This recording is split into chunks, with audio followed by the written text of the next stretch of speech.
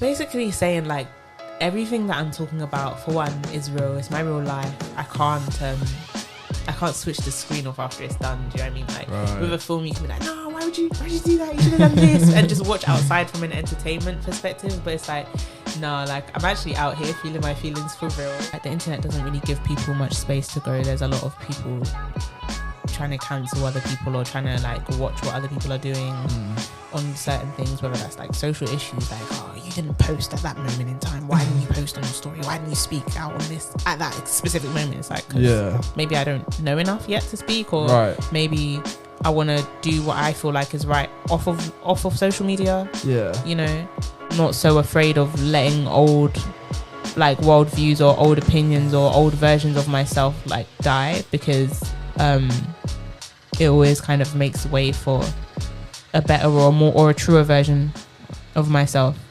So that was Bruin, new single, Rubber Bands, out now. Make sure you guys go check that one out. It's fucking hard tune. But right now I've got another unbelievable artist in the building, friend of the show. Hey Bina, how are you? I'm good, man. How are you? I'm good. It's been a while. I know, it's been like 2 years. I know. You've been blowing up out here. Oh my god, yeah, things are definitely different to how they were when I first came on the show. I think obviously the music has evolved. I think that I've got more people kind of like rocking with me now. I wouldn't say I'm famous or anything, but I'm hearing it, I'm about. So, you haven't got people taking your photos in the street yet. We're not on that level. No, I've had a couple people like bump into me and be like, oh, you're Bina, innit? And I'm like, yeah. That's kind of hard. That's sick. That warms my heart. But I also don't let it inflate my head a bit like too much. But it's a nice feeling to have just people that you don't necessarily know come up to you and like know who you are and respect it. Like, it's nice. You got a new EP out right now. I do. This is not a film. Yes, this is not a film. How are you feeling about it? I feel really good. I feel like everyone's been so like supportive and the response has been great. It's a very emotional project, so it's always like I get like a lot of messages from people like, oh shit, like I actually relate to a lot of the stuff we're talking about. And that's good. That's kind of what I do it for, because for one, it's like obviously I'm feeling what I'm feeling and I want to get it out, but then at the same time I'm like, I can't be the only one that's going through this shit. Like there must be people out there that feel like this sometimes as well, and there are a lot of people that can relate to what I was talking about in my project. So well, when it's truthful, like, and when it comes from within, like people are always gonna be able to relate, you know. Exactly, people are gonna be able to kind of naturally gravitate towards that. So what exactly are you kind of referring to with the title though? This is not a film. It's basically saying like everything that I'm talking about, for one, is real. It's my real life. I can't switch the screen off after it's done. Do you know what I mean? Like with a film, you can be like, no, why would you do that? You should have done this, and just watch outside from an entertainment perspective. But it's like, no, like I'm actually out here feeling my feelings for real. Like.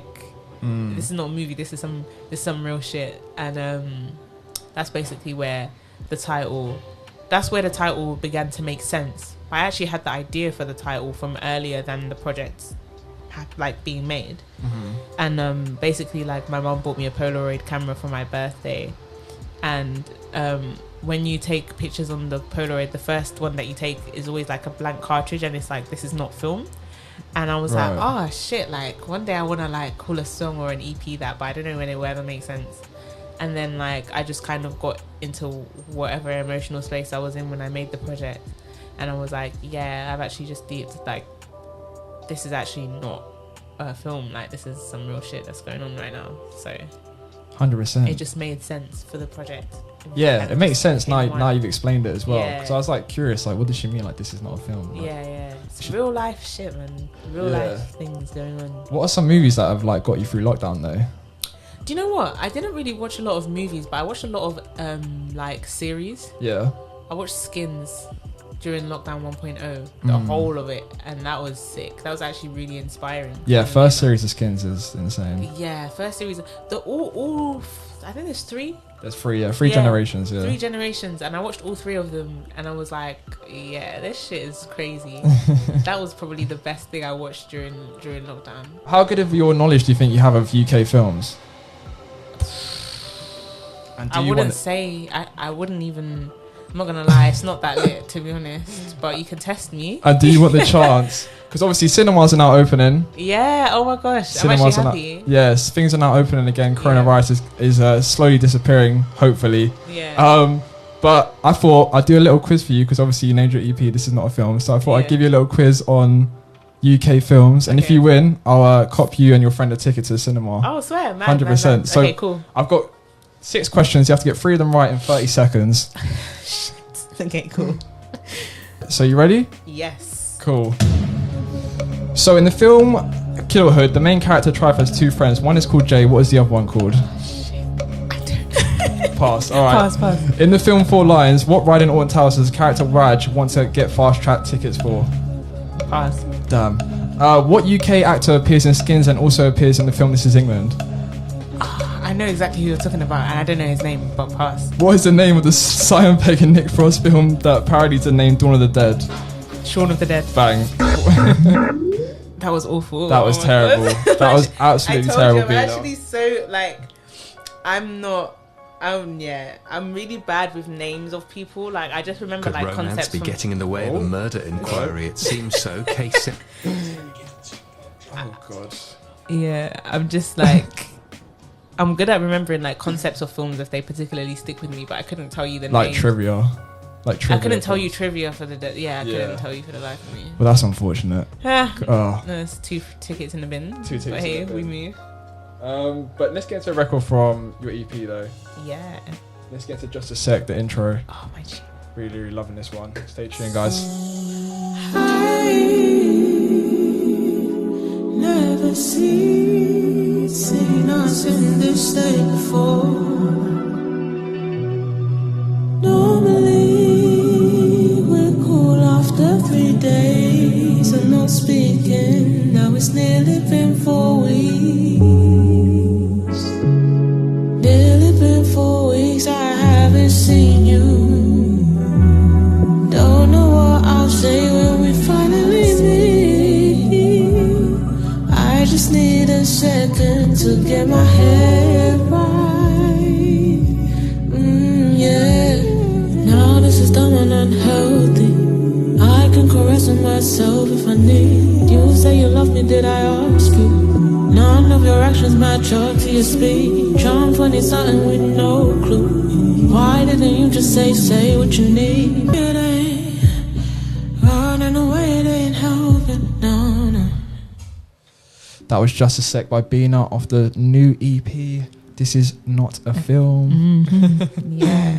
How important is like forgiveness and like giving people a second chance to you? Because obviously you kind of addressed that in the song we just heard. I think it's very important. I think that sometimes the things I'm beginning to realize that a lot of the things that you get upset about are kind of down to perception. Yeah. So sometimes some of the things when you might feel like hard done by, it's like, okay, some of why I'm upset or hurt is down to me and how I've perceived the situation. And if I switch my mindset, I'm like, you actually didn't do anything wrong. Or even if you have done something wrong, it's like, I've got to forgive you, because the same way I'm growing and I might do things that are hurtful to other people, I have to have the same like compassion for other people that I love. Do you know what I mean? 100%. So it's like, if I'm in a situation where somebody is like upset me or hurt me, it's like, you know what, I actually forgive you, because for one, it's headache to maintain a grudge, like it's actually long, and secondly, like you deserve to have an opportunity to grow, you know, because I'd expect the same of other people.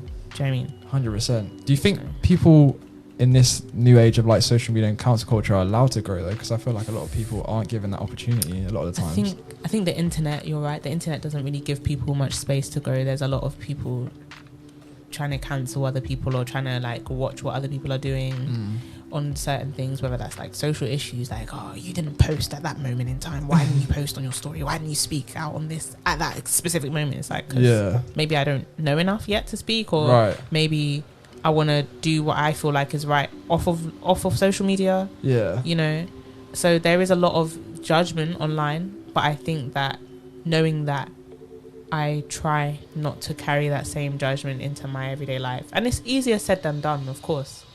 But it's like when I find myself judging or being unforgiving, I'm like, all right, cool. What if you were in that same situation? Not necessarily doing the same thing that hurt you, but what if you're in a situation where you find yourself unintentionally like being hurtful towards someone, and you still really care about them and they really care about you, but they're like, you know what, bang you, I'm not talking to you again. You're gonna obviously feel really upset. Do you know what I mean? Yeah. So I suppose in it, like being hurt or like you said, holding on to those bad feelings, like is negative for you and them as well. Exactly. So it's kind of, you kind of have all the power to just like let it all go and just forgive everything. All of the power to let it go, and you have all of the power to decide whether or not something is hurtful or not. Because as I said, it's down to perception. So very mature, Bina. Yeah, I'm a baby girl. I'm growing, man. I still don't know anything. I'm still figuring it out. But that is one thing that I feel like I know for now. We'll see in a couple of years if I still believe that. But right now, I feel like that's. I mean, I think that's like an ultimate truth, though. Like, yeah, I don't think that's ever going to change. I don't think it will. I think what will happen is I'm just going to learn how to do it consistently. Do you know what I mean? Because it's something I believe and it's something I know, but it's just something I'm still growing to do. Do you know what I mean? Yeah. So when was the EP like actually written and recorded then? It was actually made in quite a short period of time. Okay. Like it was made in like 4, maybe 5 months. So how come you've been sitting on it for so long?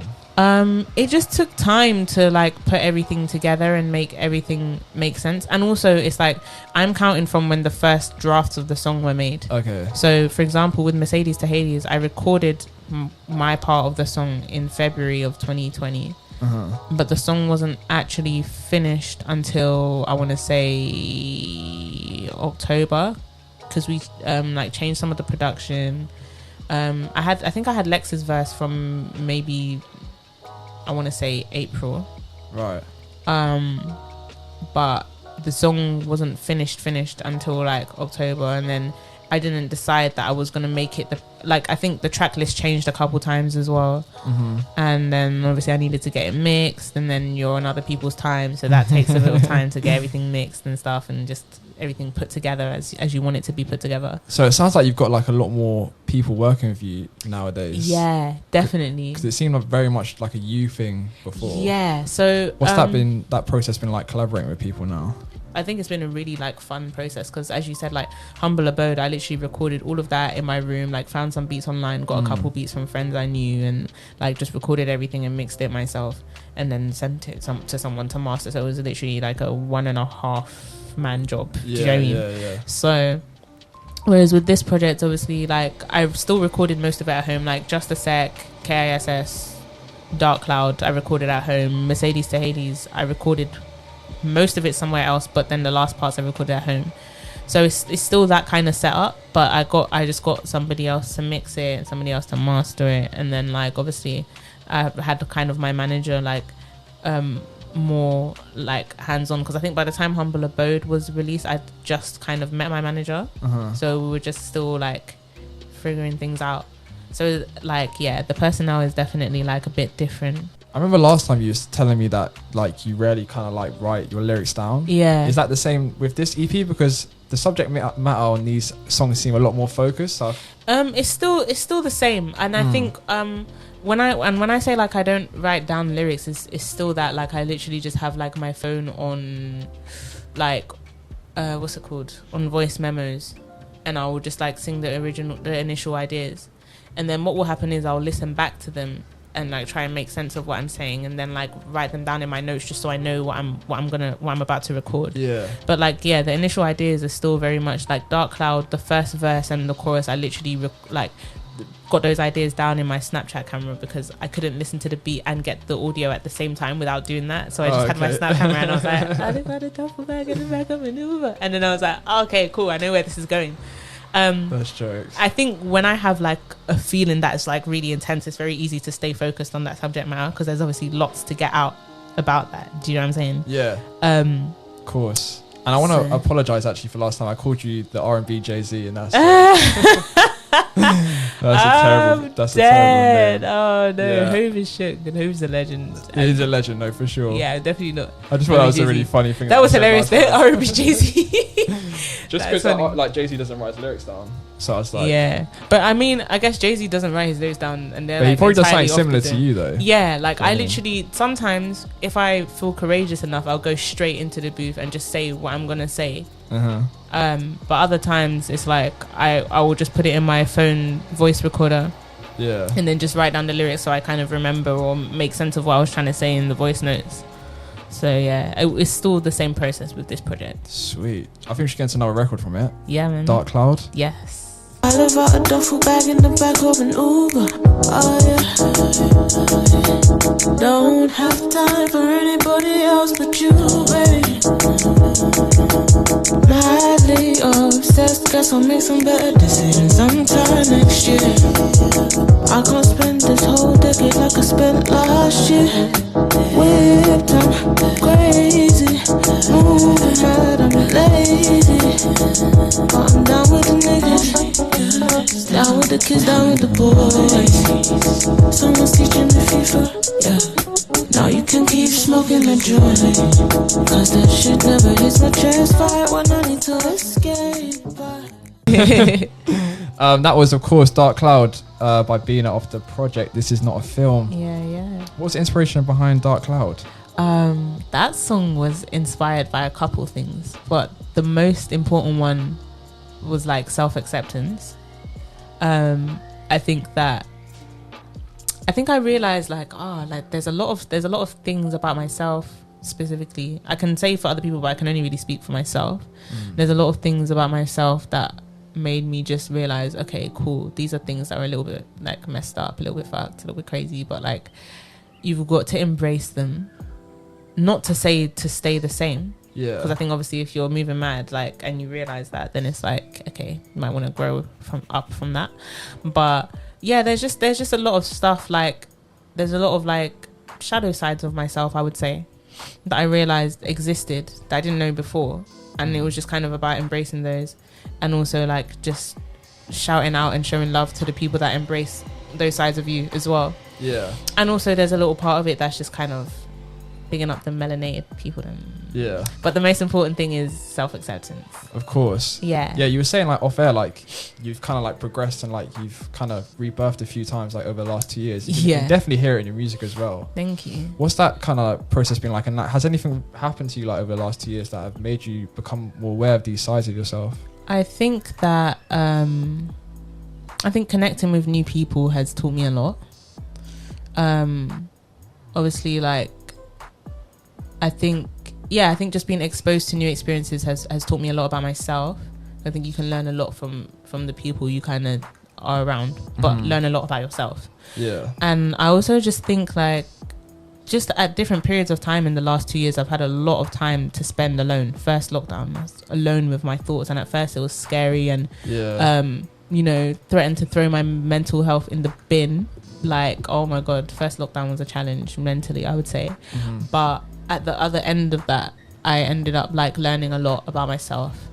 And I think, just kind of just because I just think a lot, and sometimes I overthink, but I would say that I watch myself quite a lot, and it kind of leads to me questioning different parts of myself. Yeah, of course. And like less out of insecurity and more just out of genuine curiosity. Like, okay, cool. Like what you thought you believe in, do you still believe in that now? Like, or these things you do, why do you do them? Why do you like respond to certain things like that? Yeah. So do you ever get afraid to like change your opinion or change your perception of things because you're scared to like show this new side of yourself to people, because you obviously exposed an older side, and you're scared that they're gonna accept this new perception of you? I used to get afraid, but not anymore. Yeah. Like I would say in the past like year or so, I've kind of just come to terms with the fact that it's like I'm still quite young, and I'm probably gonna change a lot. I don't think my fundamental self will change much. Like I know who I am like at my core, but I think at the same time there's a lot that I need to learn, and I'm not so afraid of letting old like worldviews or old opinions or old versions of myself like die, because it always kind of makes way for a better or a more or a truer version of myself. So I actually find the process quite exciting and fascinating. And even if in the moment of time when I'm going through it, I might feel a bit like lost or a bit like messed up about stuff, I think it's a very necessary process, and it's one that I kind of embrace. So are you signed now? Or are you still staying independent? Still indie, still independent. Have you had any offers? Do you think you'll ever sign? Or I think that if the right situation comes about, I will sign. I feel like I'm quite calm and collected when it comes to label situations, and also I have to big up my manager a bit for that as well, because she kind of keeps me grounded in terms of like not getting mega excited when A&Rs reach out and stuff, because that's like very early conversations in the process. But I think I would sign if the situation made sense to me. You know, like I'm not anti-label. I just think that when you're in a situation where you get offered like to sign with a label, it's like if you were to apply for a job and you get offered a contract at a job that doesn't suit you, you're not gonna, well, you might take up the contract because shit, you need money, do you know what I mean? Like, but at the same time, it's just kind of thinking about, you know, the long term, making sure that things suit you for now and for the foreseeable. So yeah. Well, Bina, I'm very excited to see what you got coming next. It's been an absolute pleasure to watch your journey for the last 2 years. Thank you, man. Can't wait to watch it for the next 10, 20, 30. Oh, amen. Like, I'm actually... Yeah. And you're always welcome here. You know that. You've got support from day one. You've been showing love from day one, so always, I appreciate man. you. Always. Definitely. You're super talented, and that shows in this new EP. This is not a film out now, guys. Make sure you guys go check it out. Where can people find you on your Instagram, Twitter, all that good stuff? You can find me on Instagram at Bina Official. You can find me on Twitter at I am Bina Official. You can find me on TikTok at I am Bina Official. Oh yeah, TikToks are popping off actually. I have a love-hate relationship with TikTok, but you can find me there. I am Bina Official, and you can find me on Bandcamp, where the money resides. iambina.bandcamp.com, and obviously everywhere else your favorite streaming platforms is just Bina, Bina with a full stop. And the project's called This Is Not a Film, so please go and run that up. Yeah. Beautiful. Let's end on Mercedes to Hades. Got about an hour left of the show, guys, so stay tuned. Got plenty of bangers lined up. So yeah, Bina, it's been a pleasure. Thank you for having me. Peace. I'm on my way to